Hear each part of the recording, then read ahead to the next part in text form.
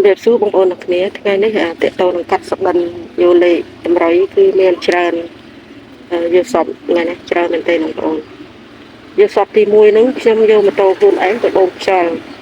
ប៉ុន្តែបើខ្ញុំយកសពគឺម៉ូតូខ្លួនឯងវាតែងតែចេញ61 23ផ្លាកលេខរបស់វាបងប្អូន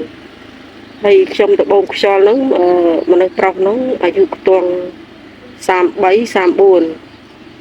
ចាអាហ្នឹងយកសពទី1ហ្នឹងបងប្អូនហើយយកសពទី2ហ្នឹងខ្ញុំយកសពឃើញម៉ែបើតេតងយកសពឃើញម៉ែគឺម៉ែគាត់បដៅកង់អញ្ចឹងបើយកសពឃើញម៉ែតែងតែចេញអាយុ64អាហ្នឹងយកសពទី2បងប្អូនយកសពទី3គឺខ្ញុំដាំបាយខ្ញុំវិលអង្គដាំបាយប៉ុន្តែខ្ញុំដាំបាយហ្នឹងគឺខ្ញុំដាំ3ដងប៉ុន្តែចំនួនដែលខ្ញុំចាំបានដែលខ្ញុំដាក់អង្គហ្នឹងគឺចុងក្រោយហ្នឹងគឺ3កំប៉ុងបងប្អូនចា3កំប៉ុងប៉ុន្តែខ្ញុំដាំ3ដង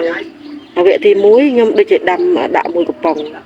ហើយវគ្គទី2នឹងជា3ដែរនឹងមកតែអាហ្នឹងខ្ញុំអត់ច្បាស់ទេតែខ្ញុំចាំបានថាវគ្គទី3ខ្ញុំដាំ3កំប៉ុងបងប្អូនរួចហើយខ្ញុំក៏ទទួលបាននៅគេហៅកន្រងផ្កាម្លិះភូមិផ្កាម្លិះបងប្អូន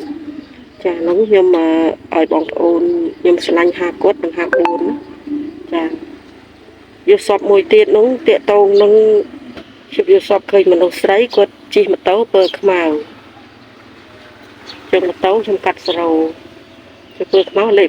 9ហើយមនុស្សស្រីនោះក៏ខ្ទង់40ដែរបងប្អូនអញ្ចឹងលេខដែលឲ្យបងប្អូន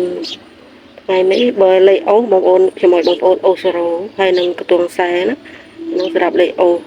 ហើយលេខចាក់ត្រង់បងប្អូនយក64 23 61 93 50គាត់54ហើយខ្ញុំឆ្លាញ់99ដែរអញ្ចឹងបងប្អូនអាចឆ្លាញ់លេខណាបងប្អូនអាចចាក់លេខនោះទៅតែលេខដែលខ្ញុំ